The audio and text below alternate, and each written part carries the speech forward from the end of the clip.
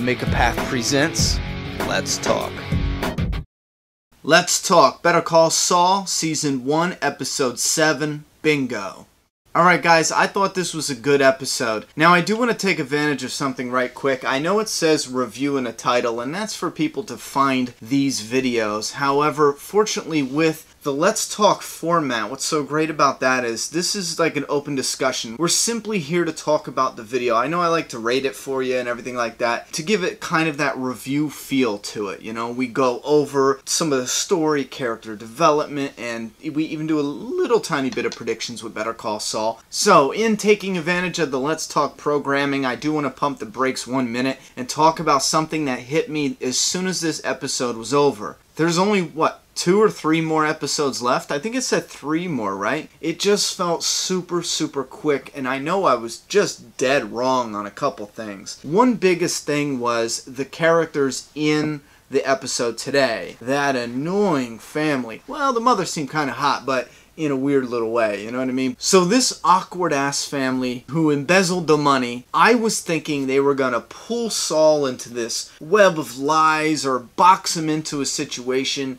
and he would take, you know, a few episodes to get out of it. These characters would have, you know, a continuing role off and on, and then maybe Nacho would come in for something. Everyone would have to play their part in this scheme of things. And that's not how it went at all. It felt like this was the end game for their story. And what it did, it's something I didn't see coming, but it set up a lot of character development for who Saul is. We got a peek of who he is. You know, and some of it really left it up in the air about how well we connect to him emotionally. Because he's the slippin' Jimmy, and he's like a little weasel type, but we saw him as an underdog, you know, but nothing connected. It just, the connection wasn't there emotionally. What connected me was this family, this awkward family. The decision that Saul does with the money, taking it back, bringing that family back to Kim so she can repair her relations with her employer, and she was on the fast track to becoming partner in 2 years, and that was now delayed 10 years from what she was saying. It fixed that. That's what it looked like. It fixed that. It repaired that for Kim. And this is a person who he cares about this girl. And he offered her the partnership at his firm, and he was going to get that firm, and we know he was going to use the money from this awkward little family. So he doesn't capitalize on his dream, which might even be a good thing, because his dream would have been started off of fraud, because that money came from embezzlement. So that might end up being a good thing, like a good omen. I'm having a feeling he's going to be getting into it sooner or later anyway. But we see Jimmy in the building that he was going to rent out for his business. And he kicks the door, he's pissed off, slamming shit. I mean, he's crushed now. But he did it. It's like a selfless act for Kim, who he very much cares about. That incident there, it helps me connect with Saul more. A lot in a way. But the double-edged sword here with the family is he uses Mike to get the money. And in Mike's eyes, his line of work, that pays Jimmy back for Jimmy's services to Mike previously. Damn, that was big. That was a big thing, you know? It put Saul and Mike in bed. They did a job together. It broke their cherry. And I'm not talking about Saul being an attorney for Mike in a previous episode. This was something that was criminal. He broke into a house. Even though he stole stolen money, you know, even though they did the right thing. It also locks in that connection with him and the Kim character, and it develops the shit out of Saul Goodman's character. It gave me, a viewer, a piece I needed to connect to him more. I feel like you're not going to understand what I'm getting at. Maybe if you do, maybe you guys felt that connection too, where there was just something that kept you from becoming sympathetic for Saul. That's what it is. Something kept me from just being sympathetic for his issues. But with this family and what he did for Kim, and in the beginning of the episode, he went to that building where he was going to turn into his new lawyer's office, and his practice was going to be booming. He had all these thoughts and ideas, and this is going to go here, this is going to go there. This is a dream he already visualized in his head. It's already almost a reality. By the end of the episode, where we end, end is him in that crushed reality. That's gone. And he sacrificed that, given he was going to build that crushed reality on stolen money. But he sacrificed that reality for somebody he cares about as a person. And I thought that was absolutely awesome. We did get an image of his brother in here too, just quick, but I thought it's great that we're starting to see Chuck come out of the house. It's nice that they set up his illness in his head, you know?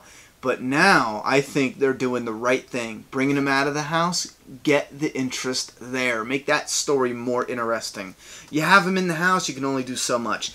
Get him out of the house, have him an uncomfortable character, and I think that is genius for some great character development throughout this series and even the next coming episodes, or especially Season 2. The potential that Saul's brother has for a very interesting and dynamic character out in this world with this mental condition that, you know, we gotta try to play it like it's a real condition, but it's not, and who knows it is, and who's playing along. You know what I mean? That is very interesting. The shit they can do with that. Imagine his one scene where he's running out with the space blanket.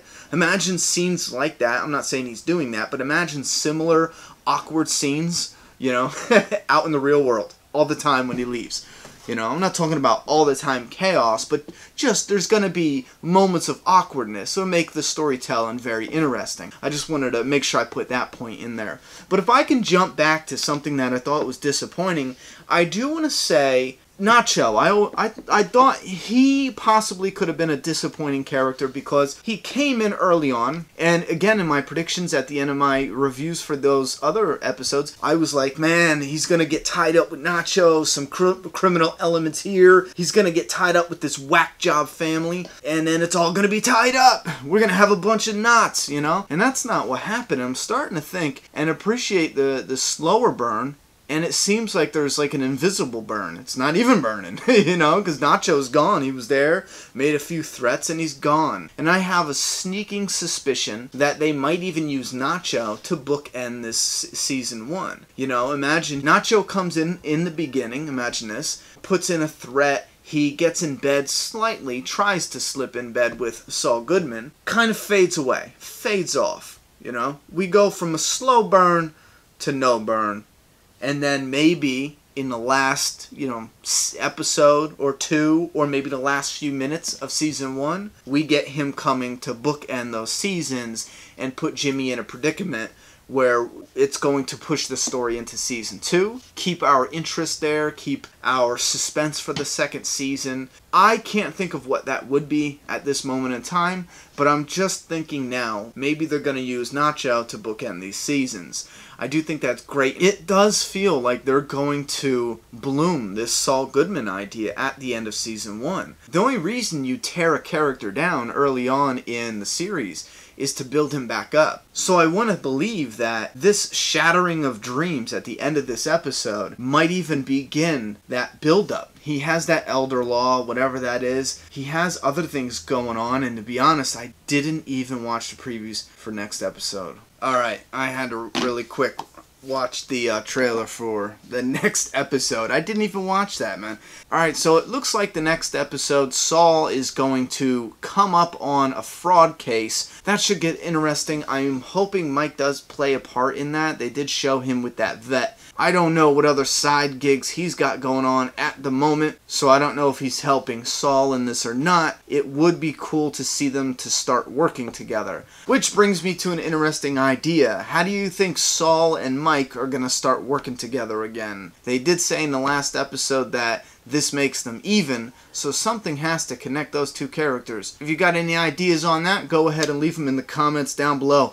Also, what did you guys think about this episode? I love hearing your opinions on it, and I like different takes and perspectives. And if any of you guys have caught the lists that they usually do after the episodes, 10 things you didn't see, 5 things you might have missed, or anything that connects to Breaking Bad, let me know. Put those in the comments down below. That would be awesome. Alright guys, I'm done talking. It's your turn. Subscribe now.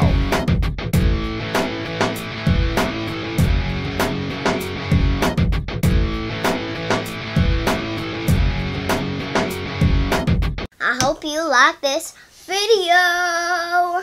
Whoop whoop!